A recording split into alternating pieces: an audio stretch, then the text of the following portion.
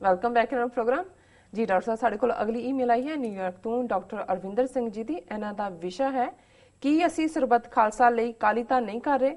ਇਹ ਲਿਖਦੇ ਹਨ, ਜਿਹੜੀਆਂ ਜਥੇਬੰਦੀਆਂ ਸਰਬੱਤ ਖਾਲਸਾ ਚ ਮੋਢੀ ਹਨ ਉਹਨਾਂ ਜਥੇਬੰਦੀਆਂ ਦੇ ਅਹੁਦੇਦਾਰਾਂ ਨੂੰ ਆਪਣੀ ਕੰਟੈਕਟ ਇਨਫੋਰਮੇਸ਼ਨ ਦੇਣੀ ਚਾਹੀਦੀ ਹੈ ਤਾਂ ਜੋ ਆਮ ਲੋਕ ਉਹਨਾਂ ਨੂੰ ਸੰਪਰਕ ਕਰ ਸਕਣ।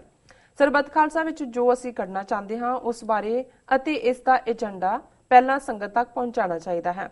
ਇਹ ਤਾਂ ਇਵੇਂ ਲੱਗਦਾ ਹੈ ਕਿ ਮਤਿਆਂ ਨੂੰ ਵੀ ਬਸ ਉਸੇ ਦਿਨ ਹੀ ਅੰਤਮ ਰੂਪ ਦਿੱਤਾ ਜਾਵੇਗਾ।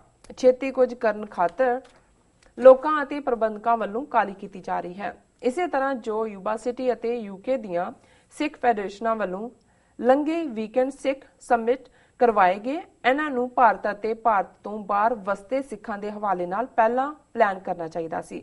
ਇਹਨਾਂ ਮਤਿਆਂ ਦੀ ਲਿਖਤ ਦੀ ਇੱਕ ਕਾਪੀ ਪੰਜਾਬ 'ਚ ਪ੍ਰਬੰਧਕਾਂ ਨੂੰ ਭੇਜਣੀ ਚਾਹੀਦੀ ਹੈ।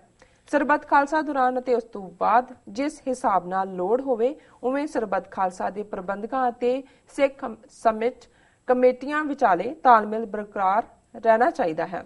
ਇਸ ਨਾਲ ਸਰਬੱਤ ਖਾਲਸਾ ਦੇ ਪ੍ਰਬੰਧਕਾਂ ਨੂੰ ਰਣਨੀਤੀ ਤਿਆਰ ਕਰਨੀ ਚਾਹੀਦੀ ਹੈ ਤੇ ਅੰਤ ਨੂੰ ਇੱਕ ਸਾਰਥਕ ਟੀਚਾ ਸਰ ਕਰਨ 'ਚ ਸਹਾਈ ਹੋਣਾ ਚਾਹੀਦਾ ਹੈ, ਜਿਸ ਉੱਪਰ ਫਿਰ 30 ਮਿਲੀਅਨ ਸਿੱਖ ਆਬਾਦੀ ਦੀ ਮੋਹਰ ਹੋਵੇਗੀ।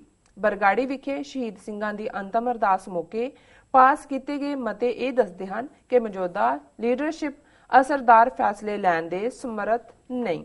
ਹੁਣ ਜਦੋਂ ਅਸੀਂ ਸਿੱਖ ਕੌਮ ਸਾਹਮਣੇ ਖੜੀਆਂ ਔਕੜਾਂ ਦੇ ਹੱਲ ਲਈ ਇੱਕ ਪ੍ਰਭਾਵਸ਼ਾਲੀ ਇਕੱਠ 'ਚ ਸ਼ਾਮਲ ਹੋਣ ਜਾ ਰਹੇ ਹਾਂ ਤਾਂ ਸਾਨੂੰ ਇਸ ਵੱਲ ਕਾਹਲੀ ਨਹੀਂ ਕਰਨੀ ਚਾਹੀਦੀ। ਠਰਮੇ ਨਾਲ ਕੰਮ ਲੈਣਾ ਚਾਹੀਦਾ ਹੈ, ਭਾਵੇਂ ਸਮਾਂ ਲੱਗ ਜਾਵੇ ਪਰ ਸਹੀ ਫੈਸਲੇ ਲੈਣੇ ਚਾਹੀਦੇ ਹਨ।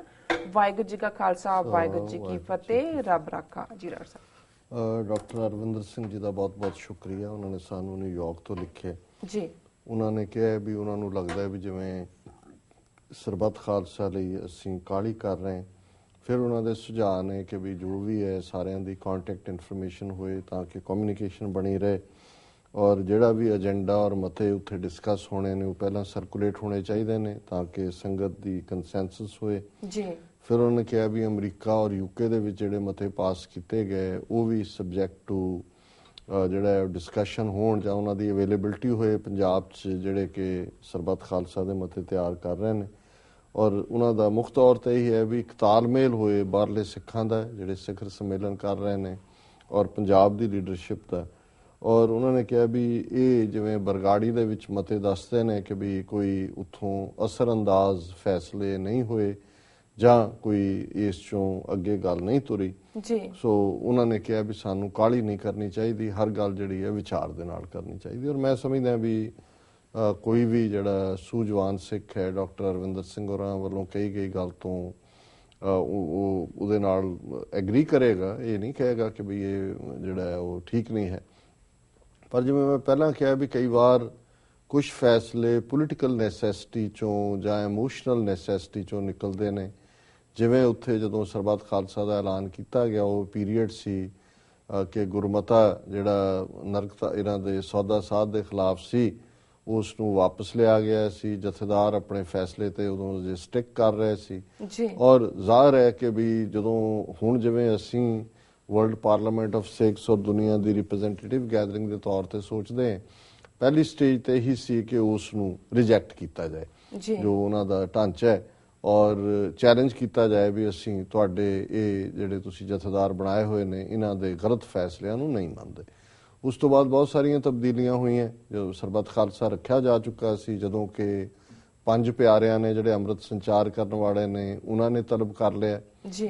5 ਜਥੇਦਾਰਾਂ ਨੂੰ ਉਹ ਨਹੀਂ ਆਏ। ਫਿਰ ਉਹਨਾਂ ਨੇ ਅੱਗੋਂ ਸ਼੍ਰੋਮਣੀ ਕਮੇਟੀ ਦੀ ਅੰਤਰਿਮ ਕਮੇਟੀ ਨੂੰ ਫਾਰਵਰਡ ਕਰ ਦਿੱਤਾ ਜਾਂ ਤਾਂ 5 ਪਿਆਰੇ ਖੁਦ ਫੈਸਲਾ ਲੈ ਲੈਂਦੇ ਇਹਨਾਂ ਨੂੰ ਜਿਹੜਾ ਉਹ ਬਾਹਰ ਕੱਢਦੇ ਔਰ ਪੰਥ ਚੋਂ ਜਾਂ 5 ਪਿਆਰੇ ਸਰਬੱਤ ਖਾਲਸਾ ਸੱਦ ਲੈਂਦੇ ਜੇ ਕੋਈ ਨਾ ਕੋਈ ਇਸ ਕਿਸਮ ਦਾ ਹੁੰਦਾ। ਪਰ ਨਹੀਂ ਹੋਇਆ। 5 ਪਿਆਰਿਆਂ ਨੇ ਆਪਣਾ ਕੰਮ ਉਹਨਾਂ ਸੀਮਤ ਕੀਤਾ।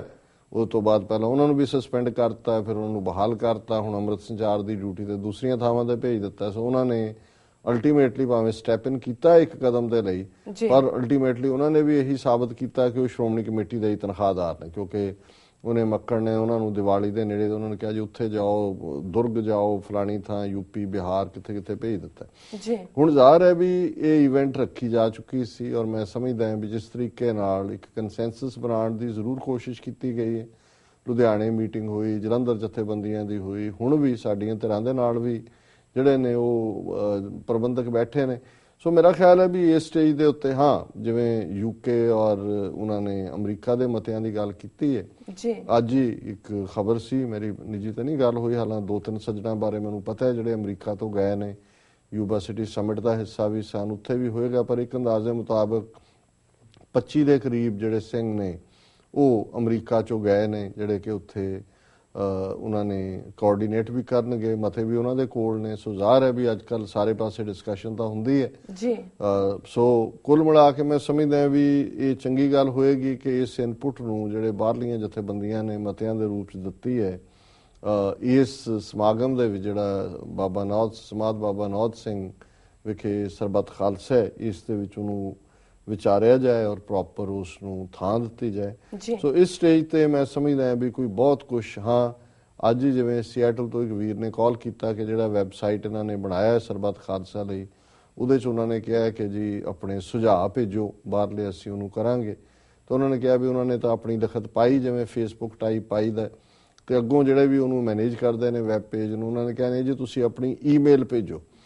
ਸੋ ਇਹਦੇ ਤੇ ਉਹਨਾਂ ਨੇ ਸਗੋਂ ਇਤਰਾਜ਼ ਜਤਾਇਆ, ਉਹਨਾਂ ਨੇ ਕਿਹਾ ਜੀ ਈਮੇਲਾਂ ਕਿਹਦੀਆਂ ਕੀ ਆਈਆਂ ਉਹ ਤਾਂ ਉਹਨਾਂ ਦੇ ਹੋਏਗਾ ਕੋਡ, ਪਰ ਜਦੋਂ ਤੁਸੀਂ ਔਨ ਰੈਕਡ ਦਿੰਦੇ ਹੋ, ਤੁਸੀਂ ਉਸ ਨੂੰ ਜਿਵੇਂ ਫੇਸਬੁੱਕ ਟਾਈਪ ਪਾਉਂਦੇ ਹੋ ਜਾਂ ਦੂਜਾ, ਉਹਦੇ ਨਾਲ ਦੂਸਰੇ ਵੀ ਦੇਖ ਲੈਂਦੇ ਨੇ ਕਿ ਵੀ ਕੀ ਆਇਆ।